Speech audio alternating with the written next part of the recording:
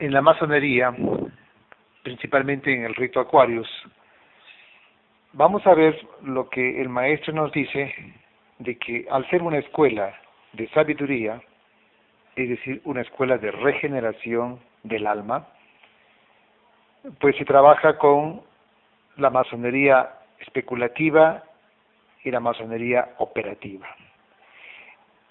El enfoque es que en la masonería del rito Aquarius hay una parte especulativa y una parte operativa. La parte operativa corresponde a todos los ejercicios psicobiológicos que se desarrollan para despertar la potencia espiritual, para poder ejercer lo que él llama en sus propósitos psicológicos el RIT, es decir, el poder del hombre que maneja las fuerzas interiores para una expresión superior. Y la parte especulativa son los trabajos externos que se realizan, las operaciones de la magia masónica en los rituales. Entonces, por un lado, es lo que compete al desarrollo de la fuerza dormida.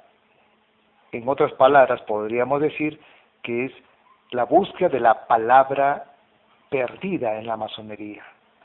Es ese desarrollo interior que va a regenerar a ese ser humano y hacer pues una potencia de luz.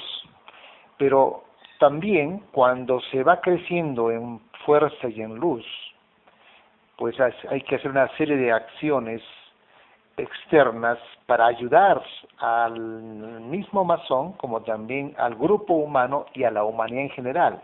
Estas actividades exteriores en las que se aplica lo que se consigue como fuerza y como luz, pues se da a través de los rituales.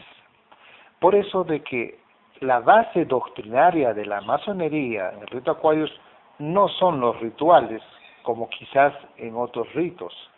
Es el desarrollo operativo en el ser humano y su aplicación para el beneficio personal, social y humanitario son los rituales y otros trabajos que se dan pues en forma conjunta o en forma individual. Por eso que hay que comprender que primero es la forma y luego es la función. Primero es el cuadrado y luego es el círculo. Primero es la estructura y después es la operatividad de esa estructura. Es decir, los rituales surgen del rito.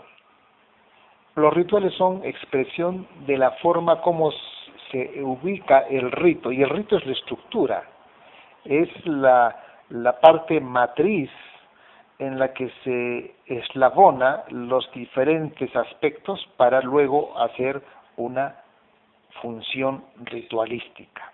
Entonces, para tener un ritual, en el rito Aquarius, necesitamos una forma, que ese es el rito.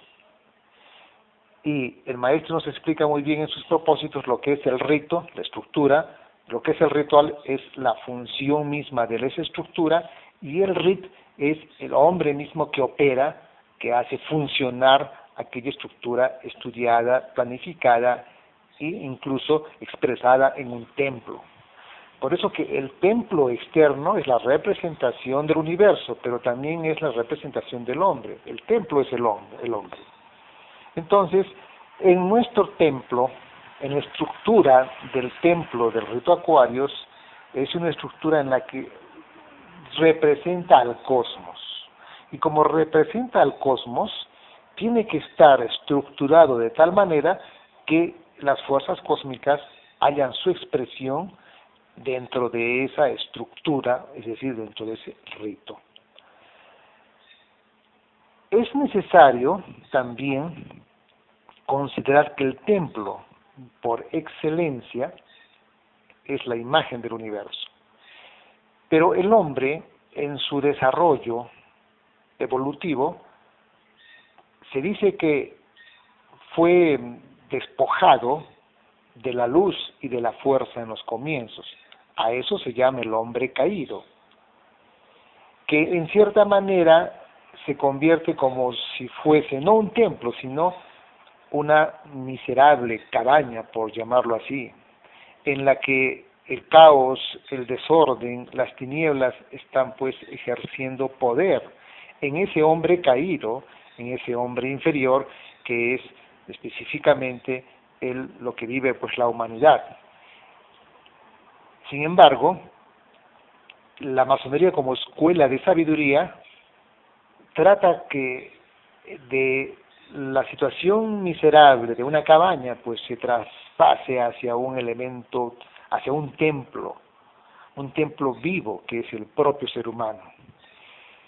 Esta expresión está representada por la piedra bruta,